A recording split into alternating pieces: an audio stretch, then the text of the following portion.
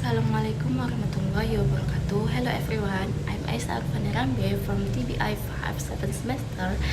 So I'm going to talk about the relationship between language and the human brain.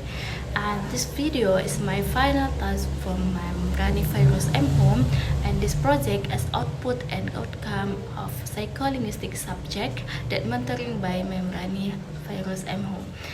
I will start with the brain. So the human brain is characterized by two hemispheres.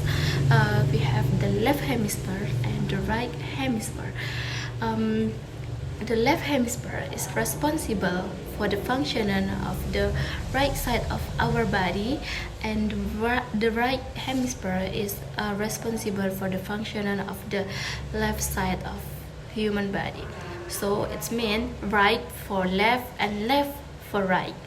These two hemispheres are in constant communication, and this is a specific organ that we call corpus callosum, and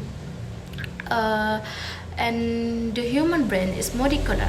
It is due to the fact that it has many parts or components, and these components responsible for a specific work, job, or function,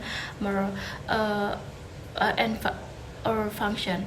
And our brain is not one thing, but it's a one thing that can be divided into many parts, and each part fulfill a mental function. And then we move to neurolinguistic. So neurolinguistic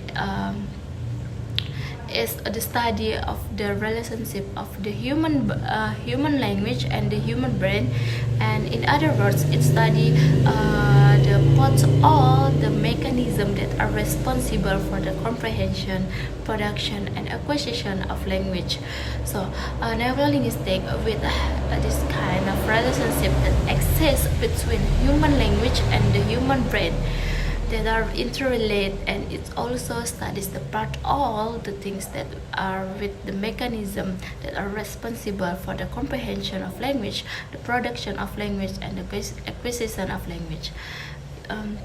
So the important point is you should know that the left hemisphere is very important in terms of language production and comprehension. And we have three main areas that fulfill such function. Refers to the production and comprehension of language. So according to many experts, they believe that the left hemisphere is where language is located. It means everything that is related to language is located in the left hemisphere. So the first area to talk about is broadcast area. It is in the left hemisphere also, and we know as the anterior speech cortex. It is responsible for storing and producing speech. Therefore, any damage in this particular area will result in difficulties in producing speech. And we have the second area, which is Wernicke's area or Wernicke's area. It is also situated in the left hemisphere, also known as the posterior speech cortex, and this part deals with the comprehension or the understanding of speech. And the first one, broadcast area, deals with the storing of language and producing speech, and this one, Wernicke's area, deals with the comprehension or understanding of speech. And to order to have a successful producing of language, there should be a link between the broadcast area with Wernicke's area. These two areas need to be linked in order to have a successful producing of language. Okay, then we move to the third area, which is the things that realizes the link.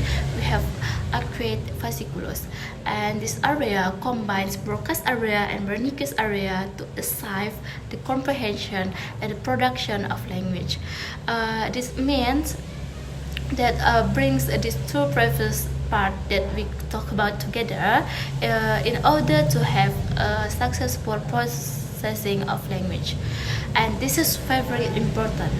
And now we have fourth area, which we call motor cortex. It is the place or the area that takes control of our movement of the human body in general, like feet, hands, and mouth. So we have four parts, and we have identified them, and the four parts are related to language in our brain. So, okay, now we are going to talk about localization view. Basically, it is to combine these four parts together in order to fulfill their function and to have a successful language processing.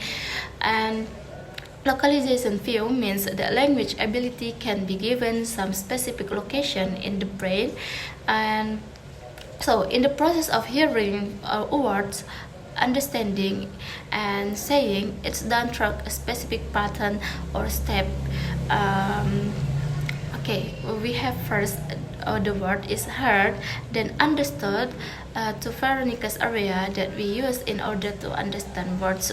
Then the acute fasciculus transfer that understand in the broadcast area. Okay, and then broadcast area sends the signal to the motor cortex to move the necessary, because the motor cortex is responsible for moving the human body, including the mouth and everything that we use in order to speak.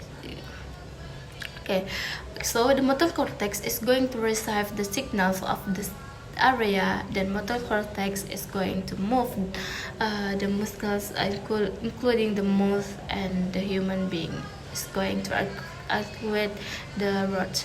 So this is what we mean by localization view.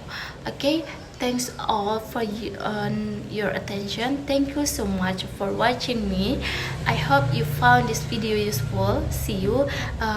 Thanks so much. Assalamualaikum warahmatullahi wabarakatuh. Bye bye.